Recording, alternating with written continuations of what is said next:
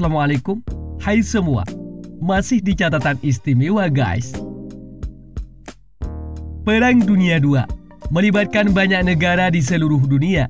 Selain Jerman Nazi di Eropa, Jepang pun memainkan peran penting sebagai kekuatan eksekutor di Asia, melakukan invasi dan penaklukan terhadap banyak negara di kawasan tersebut, seperti Tiongkok, Korea, Taiwan, Filipina, Indonesia, dan sebagian besar wilayah Asia Tenggara. Namun setelah Jepang dikalahkan sekutu, setelah ledakan bom atom di Hiroshima dan Nagasaki oleh Amerika, sejumlah pemimpin militer dan politikus Jepang yang terlibat dalam kejahatan perang ini diadili oleh Mahkamah Militer Internasional. Berikut beberapa contoh eksekutor Jepang yang diadili setelah Perang Dunia II versi catatan istimewa. Bagi kamu yang penasaran, tonton sampai habis. Namun sebelum lanjut, bagi kamu yang baru gabung di channel ini, terus dukung channel dengan tekan tombol like, subscribe, dan loncengnya, agar kamu terus mendapatkan notifikasi info baru dari catatan istimewa.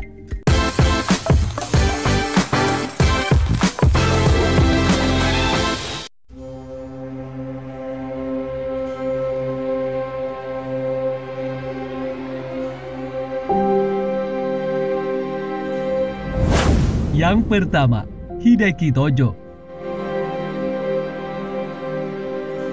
Hideki Tojo adalah seorang politikus Jepang dan jenderal dari Tentara Kekaisaran Jepang yang menjabat sebagai Perdana Menteri Jepang dan Presiden Asosiasi Asistensi untuk Pemerintahan Kekaisaran untuk sebagian besar dari Perang Dunia II.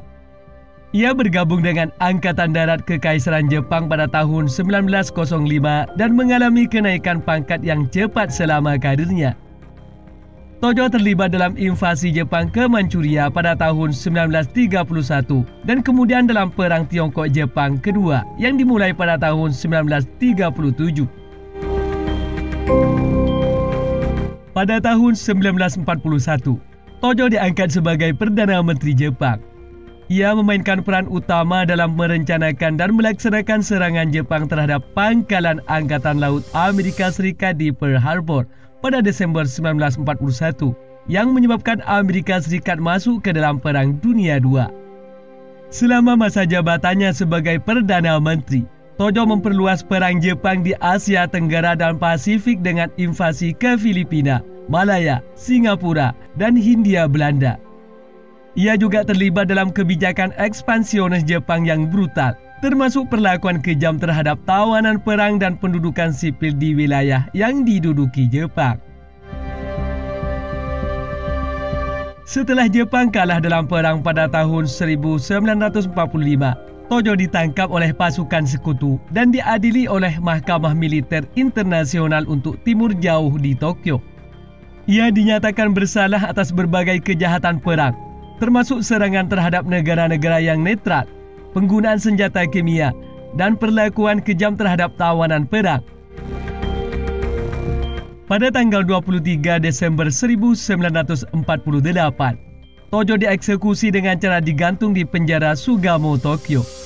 Hideki Tojo dianggap sebagai salah satu arsitek utama Perang Jepang dan bertanggung jawab atas keputusan-keputusan yang mengarah pada penderitaan dan kerugian besar selama Perang Dunia II.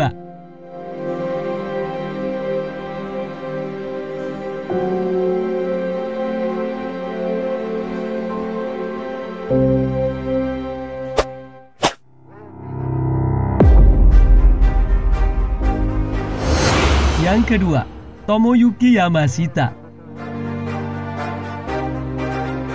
Tomoyuki Yamashita, juga dikenal sebagai Tiger of Malaya, adalah seorang jenderal yang sangat dihormati dalam Angkatan Darat Kekaisaran Jepang. Dia terkenal karena memimpin invasi Jepang ke Malaya dan Singapura pada tahun 1941 sampai 1942 yang menghasilkan kekalahan besar bagi pasukan Inggris dan menyebabkan jatuhnya Singapura.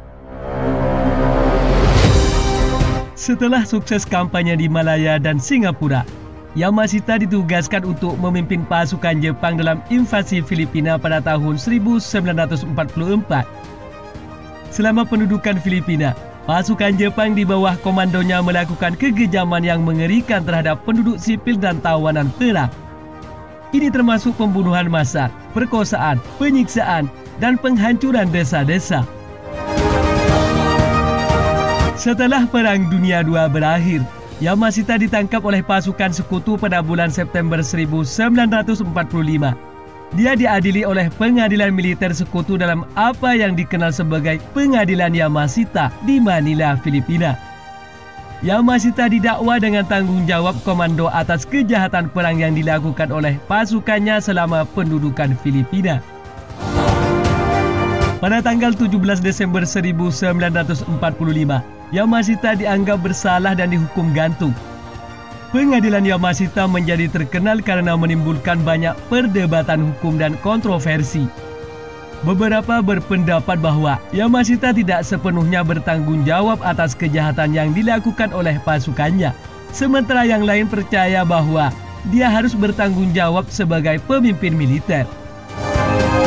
Meskipun kontroversi yang mengelilingi pengadilan Yamashita, hukuman mati terhadap Jenderal Yamashita tetap berlaku.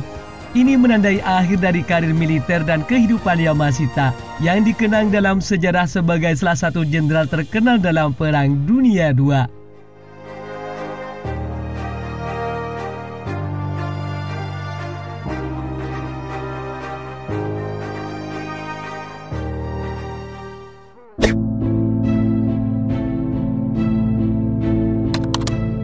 Yang ketiga, Iwane Matsui. Iwane Matsui adalah seorang jenderal Jepang yang terkenal selama Perang Dunia II. Ia bergabung dengan Angkatan Darat Kekaisaran Jepang pada tahun 1899 dan kemudian mengambil bagian dalam Perang Rusia-Jepang pada tahun 1904 sampai 1905.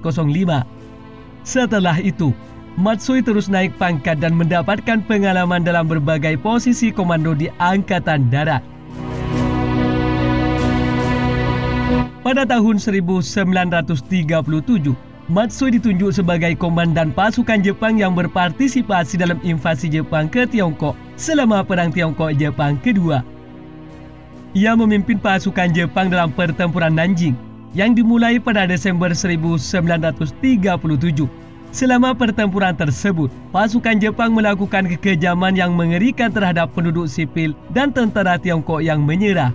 Diperkirakan bahwa sekitar 300.000 orang tewas dalam pembantaian Nanjing ini.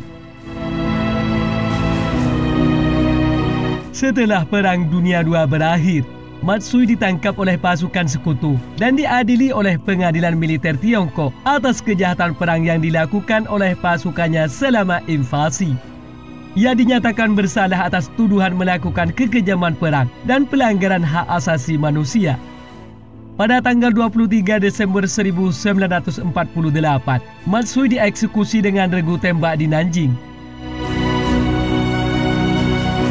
Pengadilan terhadap Matsui dan pengadilan perang lainnya yang diadakan setelah Perang Dunia II bertujuan untuk mengungkap kejahatan perang yang dilakukan oleh pasukan Jepang selama invasi mereka ke Tiongkok dan negara-negara lain di Asia Timur.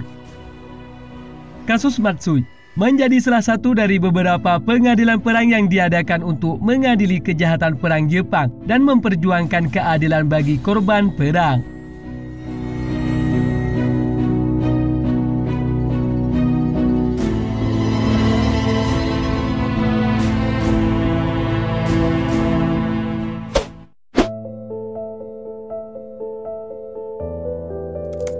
Yang keempat, Heitaro Kimura. Heitaro Kimura adalah seorang jenderal Angkatan Darat Kekaisaran Jepang pada masa Perang Dunia II.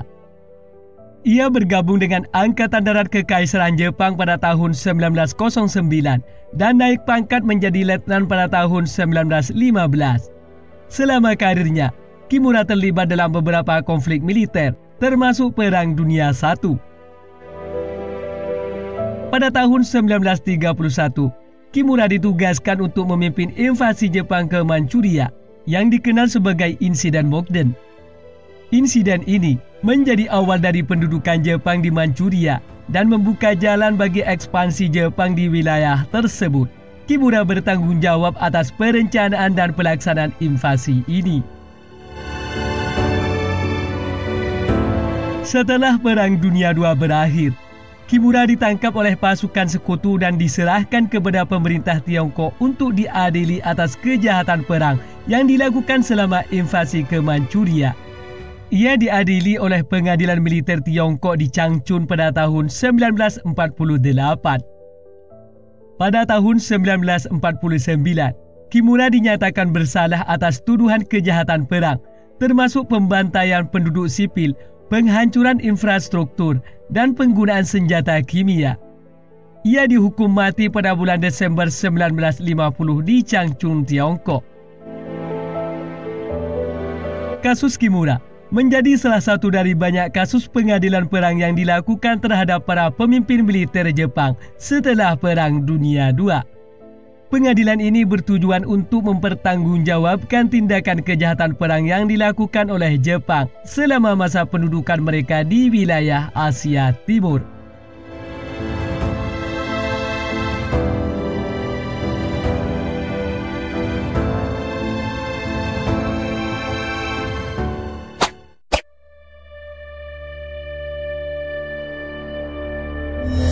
Yang kelima, Kenji Doihara.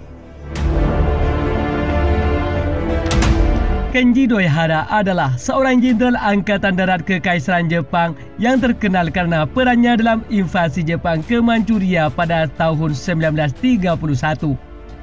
Doihara merupakan salah satu tokoh utama dalam perencanaan dan pelaksanaan invasi tersebut yang kemudian dikenal sebagai Insiden Mukden. Setelah invasi Manchuria, Doihara terus berperan dalam kebijakan Jepang di wilayah tersebut. Dia mendukung pendirian negara boneka Manchukuo dan menjadi penasihat utama Kaisar Puyi yang diangkat sebagai Kaisar Manchukuo.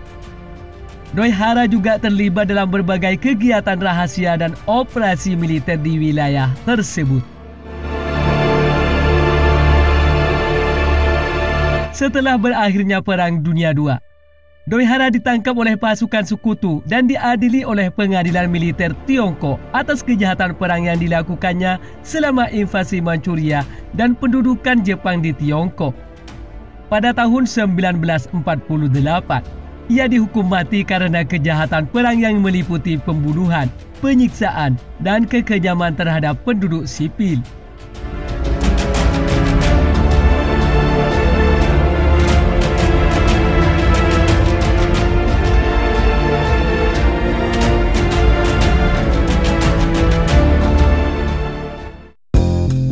Demikian seputar contoh eksekutor Jepang yang diadili setelah Perang Dunia II versi catatan istimewa. Namun perlu kita catat bahwa ini hanya beberapa contoh eksekutor Perang Dunia II di Asia dan tidak semua pelaku kami sebutkan. Begitu pula tidak semua individu yang terlibat dalam perang dihukum, seperti Kaisar Hirohito. Dan ada juga banyak perdebatan dan kontroversi terkait dengan proses pengadilan dan hukuman yang diberikan kepada mereka. Bagi kamu yang punya tambahan atau koreksi seputar eksekutor di Asia setelah Perang Dunia II, tulis di kolom komentar ya. Sampai sini dulu guys. Sampai bertemu kembali di catatan istimewa selanjutnya. Wassalam.